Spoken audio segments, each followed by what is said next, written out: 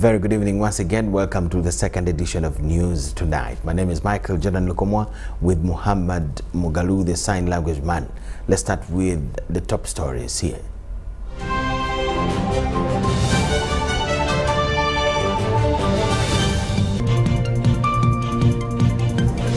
Leaders demand for Lake Albert shooting report. Police army intensifies security in Kisenyi city suburb. Christians encouraged to embrace online service. While Uganda completes double win over Zimbabwe in Rugby Africa Women's Cup.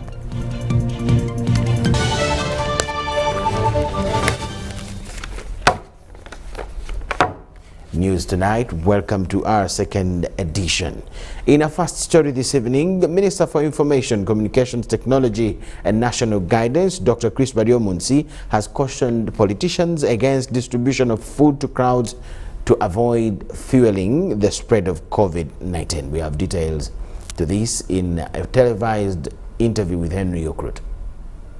We have learned that some politicians both from the ruling party and the opposition have bought food, and some have started and others intend to distribute food to the population, and they are going to do it through gathering people to give them food, especially posho.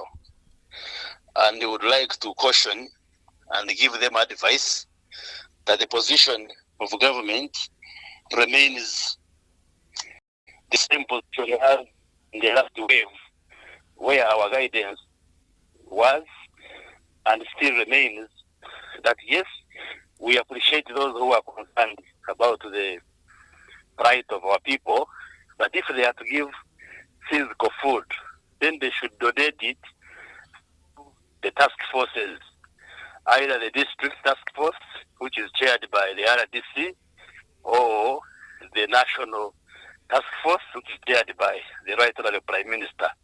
We discourage politicians from giving food directly to the people because this will breach the SOPs, and we are worried this can facilitate transmission of coronavirus, which will be very unfortunate. And therefore, we want to ask all those politicians, first of all, to prefer giving money like government has done if they have to support the vulnerable people.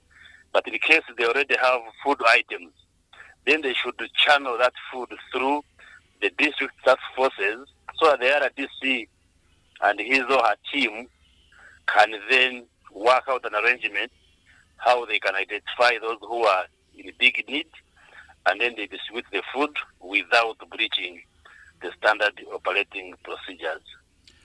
Okay, but also, Honorable, people are hungry because they are locked up, they are not working. What is government doing about it? Yes, they are hungry. Those whom we think are greatly affected by the lockdown measures, we use the offices of town clerks in Kampala, the cities and the municipalities to identify those critical people, and they have been given support, financial support through their telephones.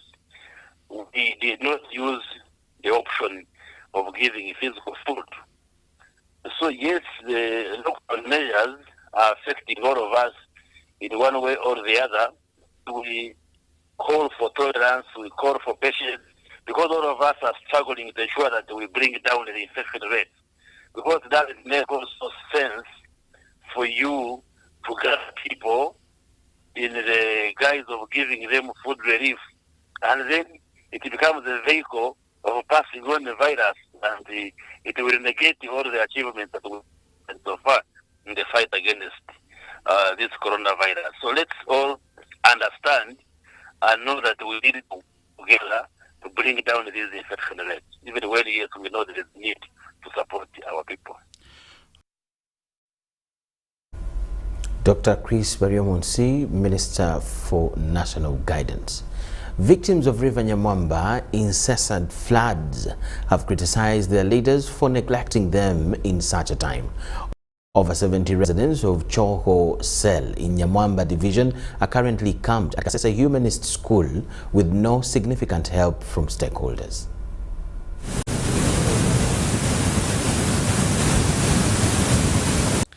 It is a tough experience for persons affected by the recent River Nyamwamba floods in Kasese. According to the head of victims, Kisuki Mustafu, they've not had food for the last month.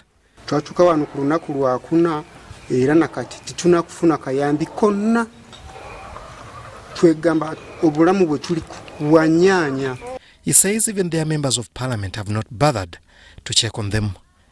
Women MP tana kutuka district chairman tana kutuka kwegamba abagenda mu parliament bonna tebana kutuka n'omu wabula yatuuka wano muntu omu yekka Charles Kahindo. An 81-year-old woman whose crops and house were washed away by floods says some COVID-19 relief from government would bail her out if given. Itwe turi abantu bahasi tibatumanyire no kutumanya nkagenda bangama gunyowe ntwalendanga muntu yanyu nibenda itwa banako abatini ife na ruguru endanga muntu obunagitweire batwandika kandi nibari abamezi gakansisire bikaka buli kintu mgeni ne bitoke nkanyine bitoke byona byasisikara ekibakozire bagamba ngunyo ntwale siringi 10 niko tuzo mu kitebe na bagamba hatenzo mu kitebe siringi 10 nkanye ndarugwihanka.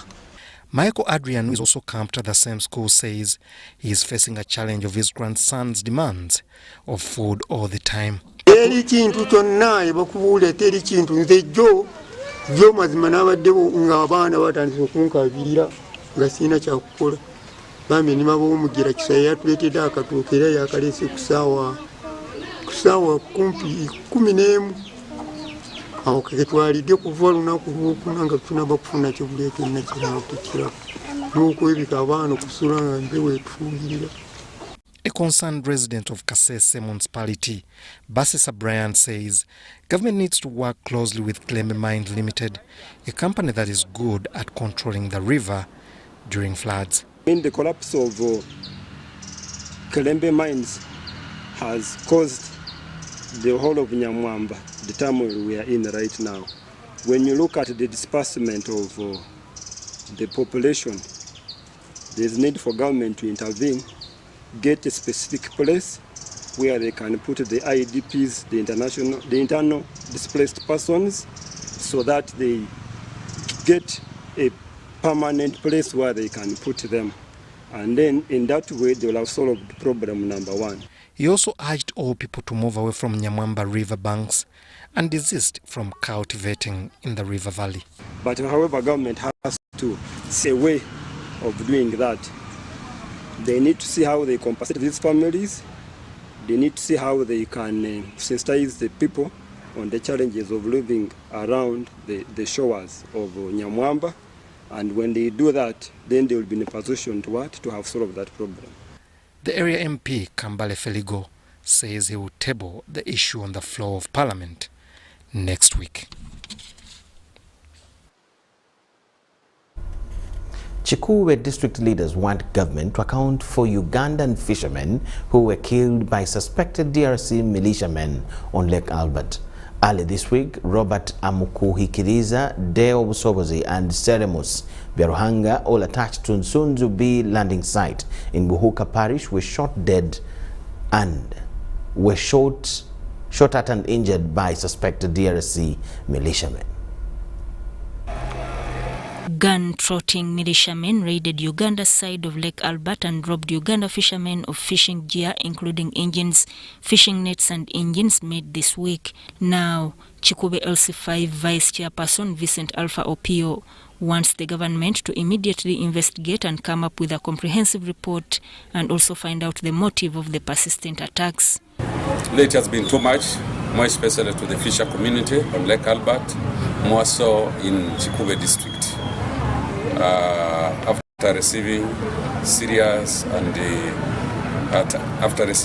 attacks, more especially from the Congolese, whereby they come attack our fishermen, take their fishing gears, and later ask for ransom for them to pay and recover their properties. And the unfortunate part of it, of recent last Monday, whereby even they ended up shooting our fishermen, 3 of them, and they are critically injured. And as I talk now, they are still in the hospital taking treatments. Christopher Nkalu, the Chikube District Council Speaker, says that attacks have left the fishermen with no source of income. He says that the district is set to petition the Ministers of Defence and Internal Affairs, respectively, over the rampant attacks. That called for a council, and that council was stopped on orders of the Permanent Secretary, Minister of Local Government. The purpose of that council was to institute the boards and commissions, whereby we have the District Land Board and the Service Commission. Hoima District, our mother district, continue to transact business on behalf of Chikube District. Hoima District Land Board continue to process land titles in Chikube. Of recent, we learned of 4 land titles that were going to be issued, and then our senior lands officer intervened. So the process was halted. So it is the reason as to why we want to institute an independent district land board to ensure that we harmonize with the issues related with land. And then last financial year, we had over 500 million wage bill go back to Treasury. This wage bill was meant to facilitate salaries, to pay salaries for the workers. Apparently, we have low human staff. So we have low human resource. So it is the reason as to why we want to institute an independent district service commission to make sure that we advertise and then recruit more staff for effective service delivery. Dallas Sentongo wonders why security operatives deployed along the shores of Lake Albert cannot protect fishermen from attacks. Attacks by the suspected DR Congo militiamen on Uganda fishermen have been rampant since 2018 to date, which has put the lives of Ugandan fishermen on Lake Albert in danger. The increasing insecurity in Mengo Chisenyi 2 Parish, Kampala Central, is worrying residents and security parish committees. According to the chairperson Kasato Village, Sande Chiwananko Yoyo, the lockdown has increased muggers who brutalized innocent residents. The deteriorating insecurity in Mengo Chisenyi 2 Parish, Kampala Central Division has prompted the police, Army, local defense units among others to hold a joint security meeting with the parish security committees to curb the increasing crime rates. During a security meeting at Kakajo Village, the team unanimously resolved to intensify stringent measures aimed at ensuring security of person and property. This follows several complaints from residents and local council leadership on the increasing assailants' brutalities by the youth to innocent residents, especially in the period of lockdown.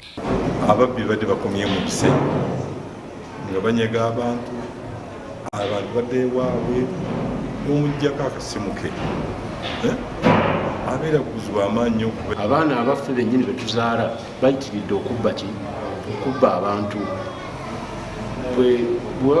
babateega emisana babateega ekiro nga babakuba anyhow bakola ne road block muluka munisi olina woyinza kuddukira kati muno muluka omubbi ne bwamenya ennyumba atwala ebintu n'abijja n'abituuse najja n'ankumbi ku mutwe. The chairperson, Kasato Village, Sande Chiwananko Yoyo, with other parish leaders, advised the parents to control their children who engage in the robbery and brutality acts in the area. Abazi b'omusango mwekubemu omutima mulokoke okubeera nga mubonyaabonya abantu bataata bakojja mubule abaana kye tuliko si kyangu abantu beekyaye. Security committees zonna zigenda kuzukuka eza buli kyalo abantu 10,000 genda okukola ne rodiyo kikakasa nti wanaaba omubbi anaddamu okutigomya abantu abazadde batwala omukisa batwala okulaba nti abaana bababeereko nnyo abaana b'eggwanga tubeetaaga abaana. Mengo Chisenyi 2 Parish has 10 villages including Kasato, Kakajjo, Chiganda and Mbiro among others. Sudat Kaye, Robert Boita, UBC News. Minister for Lands, Housing and Urban Development Judith Nabakova says that all regional and zonal land offices across the country are now open. However, She notes that these must operate in the compliance with the COVID-19 standard operating procedures. The Ministry for Lands closed its regional and zonal offices for unspecified period at the beginning of the lockdown as a measure to limit the spread of the COVID-19 infection. But now this directive has been reversed by the incoming Minister for Lands, Judith Nabakoba. Following the establishment of strong internal COVID-19 prevention systems, the Ministry has taken the decision to reopen the zonal offices. The offices started to operate on the 15th of July 2021. But these are to operate in line with COVID-19 operating procedures laid down. Part of these directives mandate all government institutions to maintain 10% capacity of human resource. And in line with above, the staff at all zone offices will be expected to work on rotational basis in line with the sequence of their work to ensure timely completion of land transactions. The minister also disclosed that the districts of Mubende, Kasanda, Mityana, Nakasongola, among others, tops the list of the areas where land evictions continue despite the earlier directive against evictions. The law is also very clear on the protection of the bona fide occupants and lawful occupants. The security of occupants of tenants, all vibanja holders on registered land, is protected by the Constitution but also the Land Act. Given that majority of the government systems, such as courts of law, are not fully operational during this time, it is wrong to evict people because the affected persons do not have anywhere to run to. Given the above, I therefore direct as follows. No tenant by occupants should be evicted from their bibanja or the land they are in possession during the COVID-19 lockdown period. Any forceful engagements and all pending evictions should be reported to the nearest police station, office of the RDC, and courts of law. To forge a way forward, the ministry is to hold a stakeholders meeting where land eviction, outcomes of the inquiry committees like that of Justice Catherine Bamugemereire and presidential directives will be discussed. Robert Onyango, UBC News. Members of Parliament from the disaster-prone areas have called for emergency measures to prevent people's suffering caused by natural disasters. The woman MP for Namisindwa District, Sarah Kayagi, calls for a resettlement package for victims within their areas. And this appeal was a few days after reports of looming disasters in the Elgon sub-region besides Rwenzori areas of Kasese and Bundibojo. It remains a cause for concern. Bundibujo people were affected by floods. Up to now, they are still displaced in IDP camps. A reason for worry. Landslides are hitting the people, and as we talk, many are staying in places of worship. And a call for action. There are those we can wait for the report, but there are those we need her to make a directive. Mention Kasese, Bundibujo or Bududa. And something similar to this is what will come into someone's mind: natural disasters. It is a concern that has seen affected people displaced, injured, and sometimes killed. This has already seen government swing into action through relocation and relief aid measures. Some MPs now want it done in what they describe as a dignified way. Because when you've settled them, they feel they are not comfortable, and therefore they will look for ways of running back to a safer place, maybe home, where they feel they are near their relatives and near some facilities that are available. Citing the example of Bududa residents who were relocated to Kiriandongo, Sarah Kayagi the woman member of parliament for Namisindwa district, wants affected people resettled within. We had a program of relocating people, and funds were allocated in that sector to ensure that our people are relocated from dangerous areas to safer places. And as members of parliament from the sub-region, we came up with an idea of resettling people within the districts at the safer areas. If government is taking long to construct these houses, then people would be given some amount of money where they identify land within the region, and then they buy land at the safer places and urbanize the centers. Going forward, she calls for emergency measures and early warning systems on disaster to prevent suffering of the people. But I think these are situations that can be arrested as early as possible. First of all, if we can have the early warnings continuously being mentioned to people. This is exactly what Minister for Disaster Preparedness and Refugees, Engineer Hilary Nek, alluded to shortly after swearing in as reappointed minister. We have now reduced the impact of disaster on our population tremendously by introducing technologies, early warning systems, and also relocating some of the affected population to better location, better areas where such hazards are not possible. The rains are back and disasters are happening, with the most recent victims being residents of Kasese, where River Nyamwamba burst its banks again. Henry Okurut, UBC. Church leaders have designed new methods of fighting the COVID-19 pandemic. This is through encouraging workers to love their jobs amidst challenges.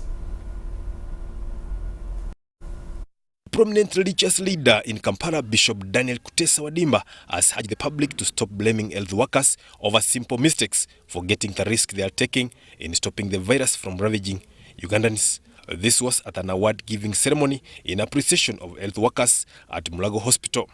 I started a campaign, and I'm not backing off, to make sure that we thank all health workers nationwide. I'm not coming to your area maybe, but there is a medical work there. There is a health worker in your area. You guys mobilize yourselves, go and appreciate these individuals. The people who work in mortuaries, the people who drive ambulances, the medical doctors, the midwives, and everybody in this line. And that's why I've prepared this certificate, and I'm dropping it off in different places where you people are being treated, where I'm being treated, to say thank you to these individuals. Bishop Wadimba says all health workers should be appreciated for supporting the healthcare system. Think about COVID. They risk, and they've been risking for years. But the only thing we do is to abuse them, is to kick at them, is to say everything we want to say. But when shall we appreciate them? Now the time has come. I want to encourage us. Let us go out as Ugandans and salute all health workers, from the minister to the last individual who serves in this sector. Speaking at the same event, Apostle John Bunjo of Christian Restoration Ministries said all churches, nationals and all social groups should work together to defeat the pandemic. The post-elections, before elections we saw COVID, which devastated our nation. Then the elections came, they left us also devastated. Then the COVID again. The nation is bleeding. So this time is a time which is going to be on the 31st of July. It's a moment of healing. And the theme is unity is power. When we have gaps, the enemy will kill us. But if we are united, so we will heal our nation. Bunjo is now encouraging the entire country to join him on that 1st July this year for a national prayer under the theme, Unity is Power. And it's going to be on each and every local radio in every area of Uganda. Every tribe will be praying in their language with their bishops. And these bishops, not from one denomination, different bishops from different denominations, will be lined up in their studio and then pray. Edwin Yachwara, UBC News. Mental health coalitions of Uganda have expressed dismay over the recent death of Mark Leslie Mudola at Butabika Hospital. Mudola was admitted to Butabika Hospital on the 17th of May this year to start rehabilitation, but 3 days later, his mother found him dead. Now, the mental health advocates want the hospital administration to account for Mudola's death just within a month. Members of the Mental Health Coalition Uganda, an alliance of local organizations advocating for the rights of persons with psychological and intellectual disabilities, have given Butabika Hospital 1 month ultimatum to account for the death of Mark Leslie Mudola, who passed on 3 days after admission for rehabilitation. The Mental Health Uganda advocates say the action is human rights abuse experienced in Butabika Hospital, describing it criminal and unacceptable. Need justices to prevail. We ask the government, through the agencies, the Ministry of Health, the police force, to take deeper interest in the case of Mr. Mudola, to ensure that the case is thoroughly investigated, so that whoever is responsible for the loss of this life should be held accountable.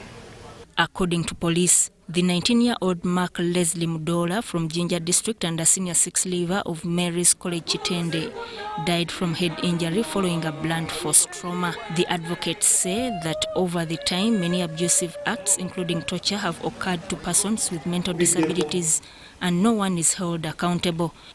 We've witnessed a number of human rights violations within hospital settings and in the community. Torture and deprivation of personal liberty is common simply because persons with mental disabilities or those suspected to be having mental health problems are stigmatized and discriminated in the community, which shouldn't be the case. We want to see mental health services reach communities as it is for HIV, as it is for immunization, as it is for malaria. The Executive Director, Mental Health Uganda, Derek Kiza, says that if government decentralizes mental health services, this will reduce cases of human rights violations to persons with mental disabilities. Sudat Kai, Robert Boita, UBC News. Authorities have failed to fully utilize Yombe Regional Referral Hospital ever since it was commissioned by the President 6 months ago. The medics in the district are worried that a delay to operationalize the facility will damage the modern equipment in it. This modern state-of-art hospital was constructed 2 years ago as a regional referral hospital to serve the districts of Yombe, Koboko, Moyo, Adjumani and Obongi. It is one of the best equipped hospitals in the country with state-of-art and modern equipment. However, according to the officials in Yombe, the hospital is still being managed like any other health center with few doctors, few nurses and limited funds.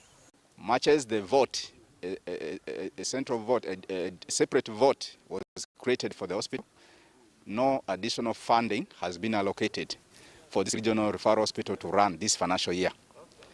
And we are aware that the hospital requires about 10 billion to recruit all the 534 staff that we need to run this regional referral hospital. This hospital also requires about 6 billion for non-wage operations. But this funding has not been allocated. That's our biggest challenge now. We really want to urge government that this huge investment here should not be left redundant like this. There is need to allocate money, even if it comes through supplementary funding. We need it to be able to run operations in this hospital as a regional referral. The highly equipped hospital is also ready to treat COVID-19 patients, but still awaits the operationalization by the Ministry of Health. We are very happy that the number of milestones have been made. 100% of the civil works were completed in December 2020. His Excellency, the President, commissioned this hospital on the 9th of January 2021. Following our last site meeting with the Ministry of Health and other stakeholders, it was agreed that we should open up the facility because this was a government commitment that by 1st July 2021, this facility would open up. And a symbolic official opening was done. The structure is ready and has a designated isolation unit with beds and everything that is needed. So the onus is upon us as government to expeditiously clear and accredit Yombe Hospital for the management of cases of COVID-19. Speaking to the Parliamentary Committee on COVID-19 for Northern Uganda, Yombe district officials asked them for help. I think government needs to move fast in providing what is needed to ensure the functionality. It's not fair that it's standing in this very beautiful condition, but it's not being utilized. I think that's not fair. So government needs to very quickly provide what is needed so that this is fully functional. And by the way, this can be a model regional referral hospital in the entire country. Look at the kind of investment, infrastructure. I think this is good. Meanwhile, in Koboko district, the medics are seeking for the Ministry of Health permission to start treating COVID-19 patients due to the level of preparedness they have attained. Every bed has a monitor, a patient monitor. It has an oxygen cylinder plus a regulator. This is a regulator. This means that the patient can actually get oxygen from the machine, from the cylinder. And at least this one is enough. So we have also the oxygen concentrators when you look here. And this is a suction machine because COVID patients, of course, always get secretions. So this suction machine would help. This one is movable electric, so you can move from one patient to another. And this is an oxygen concentrator. The area member of parliament, who is also the lead COVID-19 task force in Northern Region, Dr. Charles Ayume, pledged to actualize their request. It's important right now that we try and demonstrate that some general hospitals and health center force are ready to start case management of COVID-19, because now the ministry policy is that it's only at regional referral level, and that's where the support is going, the PPEs and all that. But along the way we have seen that some hospitals are prepared. The committee also visited the Oraba border point between Uganda and South Sudan at Koboko, where border crossing were identified as the main challenge in the fight against COVID-19. The first challenge is the porousness of the borderline, where anyone can just make an imaginary line and enter to our country. The second one is the one we have just been talking about, numerous entry points that originate from these two neighboring countries into our country. They are in Koboko alone. We have around 17 with the three major ones which are which can be used by trucks. We have one in Koboko municipality called the Small Lantern. The traditional name is called the Birijako. That we need to do is to see that we add more soldiers around this place to manage the porous points in order to avoid the illegal entry of the foreigners. Secondly, the whole of this place does not have rapid accurate testing kits. So which means those who are entering here, it is quite difficult for them to be screened immediately as they enter inside. Philip Aguta, UBC News in West Nile. Cancer patients in Uganda still continue to go through a lot of challenges to access medical services. This is due to the centralized management of cancer patients at the Uganda Cancer Institute. This has, however, led to frequent queues at the Cancer Institute, which does not favor the patients. Several patients endure excruciating pain at regular intervals, especially those whose diseases are chronic. This has been worsening by the lockdown, as travels to Mulago from up-country places is hard now. Millie Awor, a widow and a resident of Aliat village in Kwale district, is one among the many locked-up in villages who cannot access Uganda Cancer Institute for review and management due to the lockdown.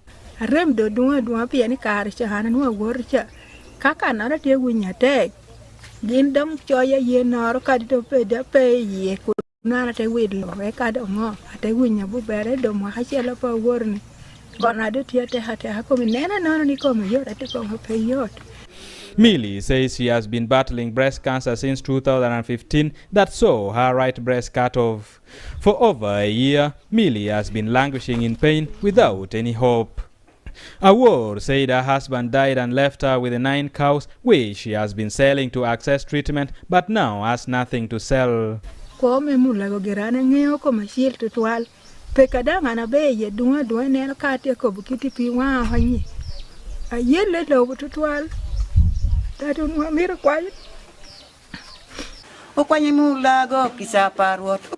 Millie cannot access the Cancer Institute, others are stuck at the institute and cannot return home.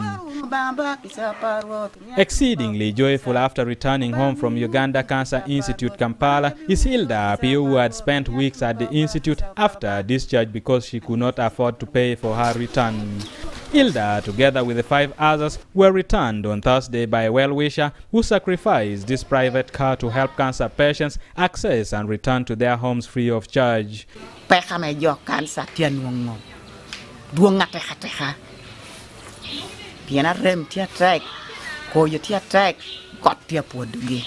Robinson Weche, who has offered his family car to help cancer patients in the region, said he has been touched when he lost his sister to cancer last year and saw how patients were suffering without any ray of hope.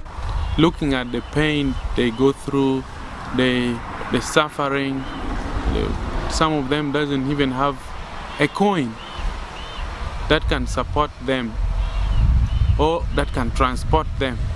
Weche said after clearing his car, he wrote to Uganda Cancer Institute to offer his car, which the institute accepted, and tagged him a social worker to offer support to the patient he delivers. And when we receive your file number, we actually forward it to the Uganda Cancer Institute. Then they will look for your file before you go.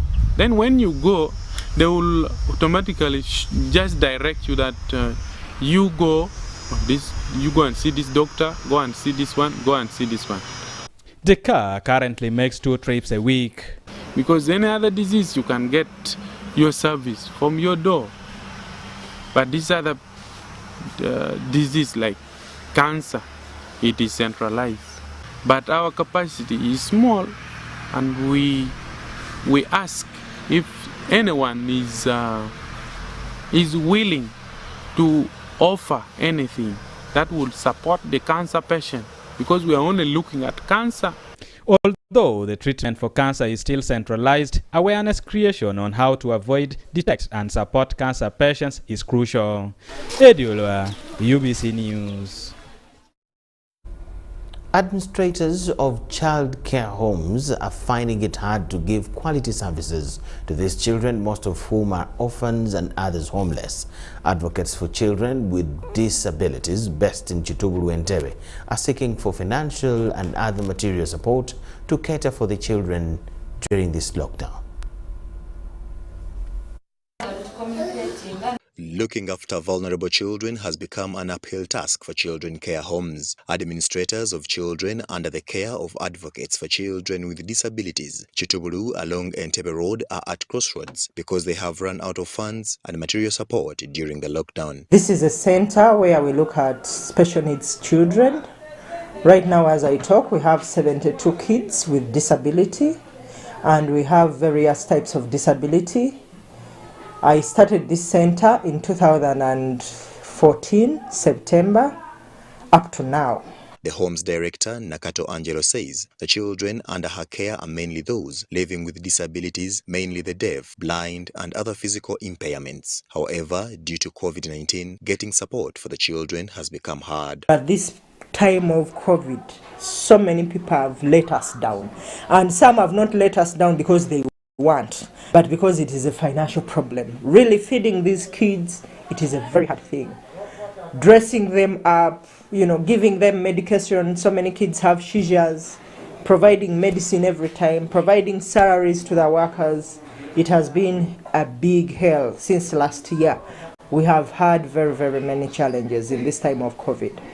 A medical officer attached to the home, Awoko Patrick, says getting medication for the children is equally hard due to the lockdown. He wants the staff of such children with disabilities to be given support to perfect their humanitarian services.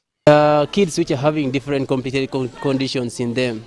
Like some of them are having conditions like epilepsy, others having conditions like sickle cell, others having conditions like those who are deaf and dumb. There are those ones who are having conditions like cerebral palsy, mention among them, and really others which make their lives be complicated. An administrator at Advocates for Children with Disability Home are called Jennifer says all the children at the home have some level of disability which calls for public support, especially during this COVID-19 era. Nga abaana bano balabirira si byangu, olina okubeera n'omutima ate olina n'okutya Katonda kubanga abaana engeri gye tu receivinga abazadde abamu bajjaga balina emotions already nakuletera omwana ali ku maziga naye ng'olina okukola ki omuyamba. However, a call appealed to all parents to care for all their children, physical disabilities notwithstanding. Abasajja baddukako ku bano abakazi amaze okuzaala omwana alina obulemu oli n'alooza nti eno bisiraani ewaffe tetusaalayo abaana balina ki obulemu. Kati omukazi n'abeera awo talina buyambi. I know kunoonya at least something yakozesa ki okulabirira omwana anoonye emmere ate anoonye obuyambi ku bantu abalala naye nga embeera tasobola kutambula n'ono omwana. Advocates for Children with Disabilities cater for all children with some level of disability, especially the deaf, blind and other physical impairments. Story compiled by Kenneth Tanaba for UBC News. Parents have been asked to keep their children safe and ensure that when schools open, all school-going children go back to school for education. Mbarara District Chairperson Tabaro Didas Tumwesije said this while officiating at the handover of 173 twin desks to 17 primary schools out of the 85 government-aided schools at the district stores in Kamukuzi. It is no longer fashionable for children to squeeze themselves on desks during class time, especially in the event of the COVID-19 pandemic. Mbarara District Chairperson Tabaro Tumwesije says government has facilitated primary schools with furniture and asked school management committees, teachers and parents to ensure quality performance. And the district has facilitated the primary schools, so it is now the responsibility of management, staff and parents to ensure that in those schools that have received this funding, their results are positive. We want results. We don't want to hear, you see what it rained the other day, that's why we performed poorly. We want performance. So the performance, when we find that you're not performing, you will not benefit from the next batch. The furniture was supplied by Multiple Enterprises and Services Company Limited. The District Education Officer Mbarara Gabriel Ahimbisiwe explained that the criteria of selecting schools are current enrollment and seating capacity. He explained that the furniture cost government 41 million shillings under School Facilities Grant SFG program that include taxes. To identify 17 and each school has been allocated 10 except Nyantungu Primary School, which has got 13. The total amount meant for this program was 41 million. And of course that includes even taxes. So out of that amount we managed to make 173 desks. The head teacher, Ramhinji Primary School, appreciated government for support and promised good grades. We have appreciated what the district local government has done for us, and I'm appealing to my fellow head teachers that since the district has considered us, we should all put in our efforts to work towards the enhancement of pupils' learning. Really, our schools have been not in a good position of having more seats. As we have got these seats, I mean the desks, so our learners ratio of the pupils, because some have been fidgeting to sit like 5, 4, but now at least we are going to have a good ratio of our learners. At least we will sit like 3. Parents and heads of primary schools across the country are still celebrating their children's success in last year's primary leaving examinations released the other day. Pupils and teachers appreciated UBC TV's education programs. The year 2020 primary 7 candidates are in a celebratory mood after the release of their PLE results. Of you. At a Bright Junior School, Makerere, 54 pupils sat for the final exams and 34 passed in first grade as the rest passed in second grade.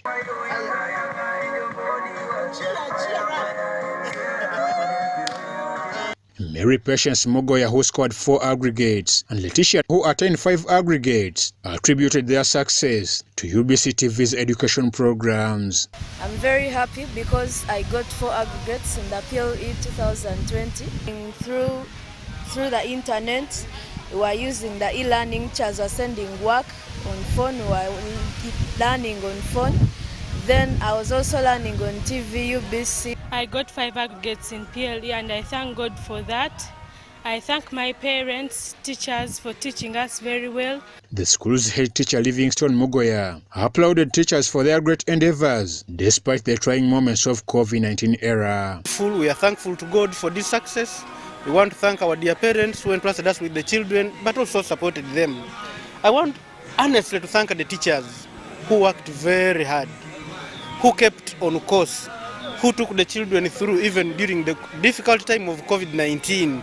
They remained focused and helping children well using the e-learning platform. Elsewhere, at St. Elizabeth Montessori School Mukono, where former head teacher succumbed and passed to COVID-19 recently, also had an overwhelming performance in the PLE results released.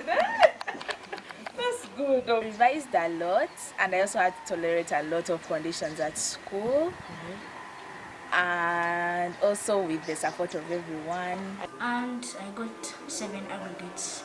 I made it through preparation, prayer, and also help from the teachers. I got 6 aggregates in PLE. It's very exciting.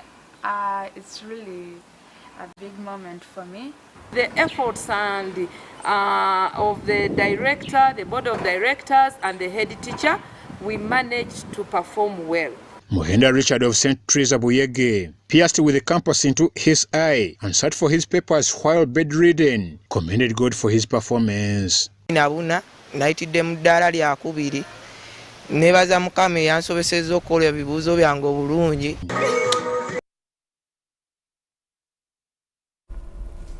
The release of PLE results has offered an assessment platform on the performance of the e-learning among pupils.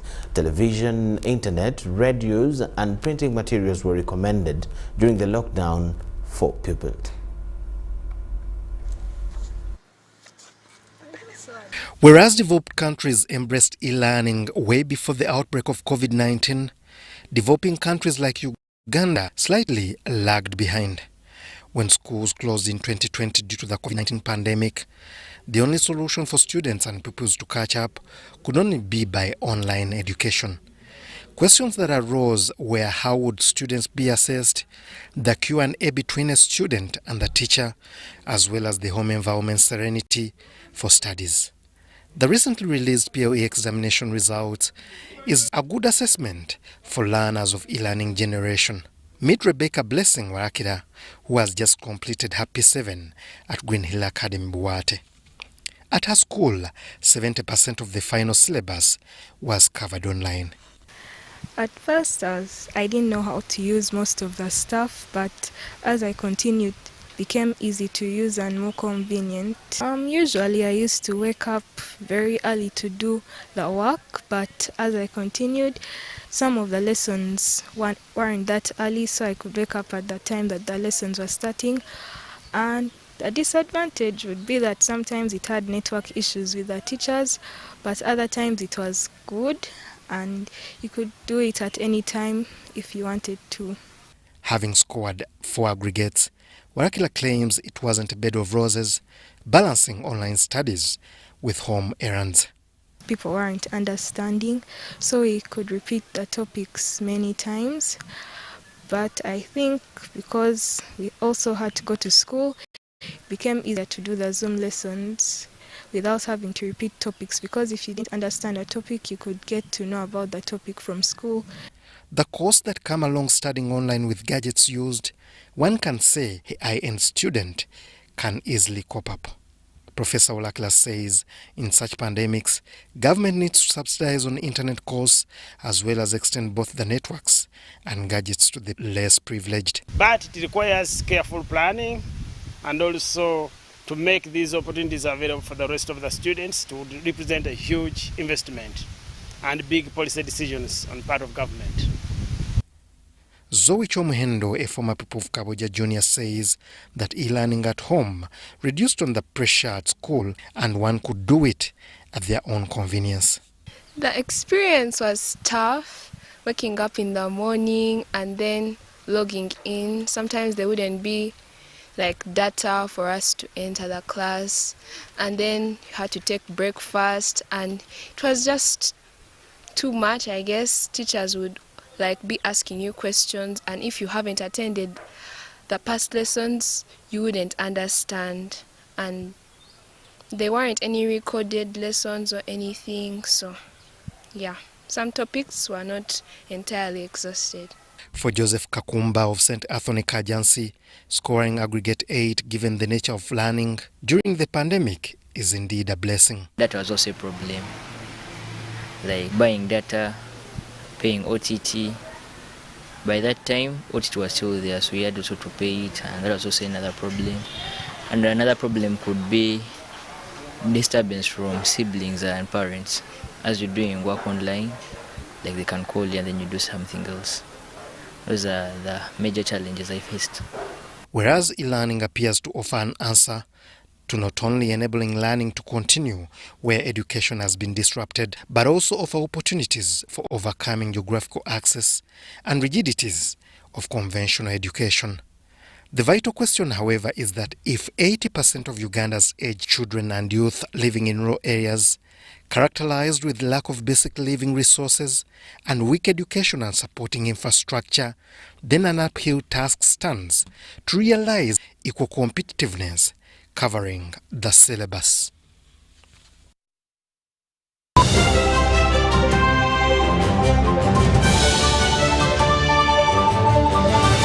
As the financial year 2020-2021 draws to an end, URA has put measures in place to facilitate taxpayers to file their returns and pay taxes within the set deadline. All our offices across the country and the URA Contact Center shall remain open to provide extra support to our esteemed taxpayers. Additionally, we have extended our contact center service hours from 8 a.m. to 11 p.m. Monday to Friday, and from 9 a.m. to 3 p.m. on Saturdays and public holidays. In light of the COVID-19 risks, we encourage taxpayers to reach us through our improved contact center and other online platforms instead of making physical visits to our offices. For online support, please reach us through our toll-free lines 0800 117 000 or 0800 217 000. Email services@ura.go.ug.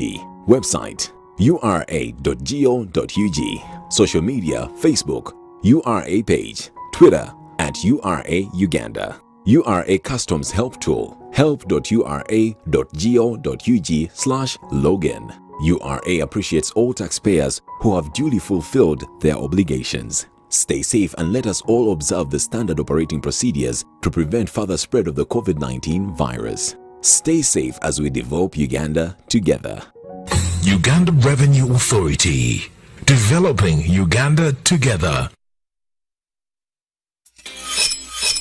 We've cut and reduced our MTN Momo withdrawal rates. Now you can withdraw mobile money at the lowest rates. You also get MTN Central Points when you deposit, send, and withdraw MTN mobile money. Visit our Momo agents countrywide and withdraw mobile money at our reduced rates from 1st May 2021. Everywhere you go, MTN. The Universal Periodic Review, UPR, is a unique process under the United Nations. It involves peer review of the human rights records of all UN member states every 4 years. The ultimate aim of the UPR is to help improve on the human rights situation in all countries through technical assistance and cooperation. Uganda will be reviewed in January 2022. This is an opportunity to raise international advocacy on Uganda's human rights situation. The National Coalition of Human Rights Defenders Uganda is coordinating all CSOs to participate in the CSO alternative reporting process in liaison with the Ministry of Foreign Affairs. For more information, email info@hrdcoalition.ug or call 0772 484 504.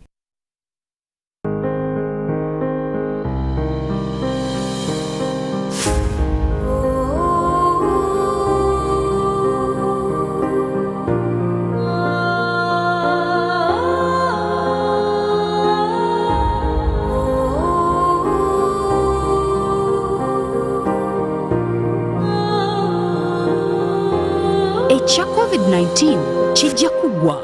If we get vaccinated now, observe social distancing, wear a mask properly, sanitize or wash our hands with soap and water regularly. Together we can defeat this enemy.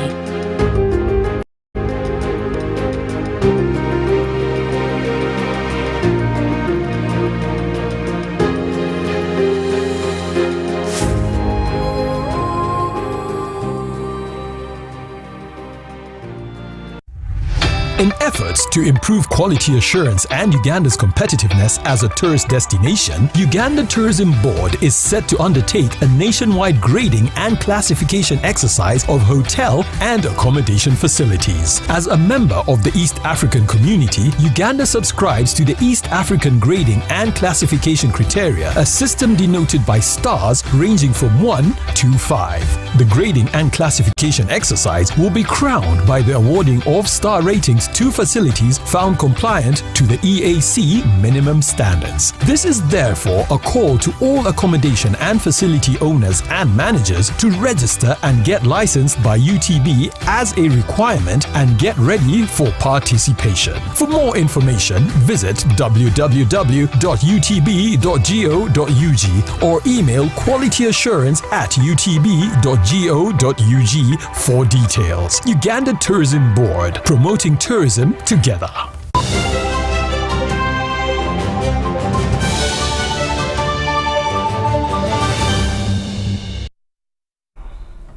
Uganda will save 50% of costs incurred on fuel transportation into the country when the Mahathi fuel storage plant is completed. The investment installed at Kauku of Entebbe Road could however be challenged by the dilapidated road connecting from Kauku Trading Center. Describing the project as mind-boggling, State Minister for Works Musa Francis Ocheru allayed these fears, pledging government's commitment towards construction of the road. Fuel transportation by road comes with quite a number of shortcomings, which have not spared Uganda, including this. With property destroyed and sometimes lives lost, the aftermath is always scampering for safety as stampede overwhelms nearby persons. This will, however, be a thing of the past the moment this fuel storage plant is unveiled. This was intended actually to find an alternate means of transporting fuel from Kisumu to this place other than the road transport. Sitting on about 32 acres of land, the $2,070 million project is designed to store 70 million liters of fuel. We'll have diesel, we'll have jet A1 for the aircrafts, we'll have kerosene, and we'll have petrol. This project, in its context, when it is fully drawn, will save Uganda 50% of the cost of transport of fuel into the country. Currently, about 90% of trucks that transport fuel into Uganda are from neighboring countries. The establishment of this installation will not only reduce damage on Ugandan roads, but also act as an import substitution measure for the country. From Mombasa, the fuel comes by pipeline to Kisumu through the Kenya pipeline. We load into our truck, into our ships, the barges, and each ship can carry up to about 4.7 million liters of fuel. So it carries approximately to what Uganda consumes in a day. Quite a promising initiative that will see more infrastructures developed with the exploration and transportation of Uganda's oil from the Albertine region. This investment will be a game changer for the country because we'll also look at once the Albertine region that the president is pushing so much for, we have the refinery. And that refinery pipeline will bring the fuel all the way to Bloba Mpigi axis, where government of Uganda intends to build through UNOC about 240 liter storage capacity. 700 people are employed here, 200 of whom are specialists, while 500 are regular. It is projected that more employment opportunities will be created when the project gains momentum. They came here as just helpers, but now many of them are doing grinding, welding. So those sort of skills they've picked up a lot. This could, however, be dealt a blow if the road from Kauku off Entebbe Road is not upgraded. The situation of the 4.8-kilometer stretch is as bad as the word sounds for such a project. Enfufu nyingi kwegamba n'abakolerako ab'ebyokulya nabo bebadde bayisa bubi. It is a situation that has attracted the attention of the new State Minister for Works, Musa Echweru. When you go to a place like this, there is one thing that comes in your mind immediately. This is a stable country, this is a durable democracy, and it is against that background that the investors can sink in their huge resources because they have a confidence that tomorrow their resources are safe. Each of these ships will be able to carry approximately 240 trailers of fuel. So if you have 240 trailers coming in here in a day, and 240 trailers moving backwards on this earth road, it cannot last for a day. So we need this road to be done yesterday. Not to worry is the fact that assurance has been given to the welcome of not just the locals, but the brains behind the project. Their request for connectivity to the highway. First of all, so that the trailers that are bringing goods here and taking goods from here are facilitated to reach here very easily, is going to be looked at very positively in the ministry. Singa balukola tujja kuba tuyambiddwa nnyo. Kati twabasanyufu nnyo kubanga wabawo babikyuseemu ng'abantu. The Uganda Lake Victoria Fuel Transportation Project, as it is known, was commissioned by the President of the Republic of Uganda in June 2017. Its construction stands at over 90%, with completion expected in the next 60 to 90 days. Henry Okurut, UBC. You can see now they're clearing.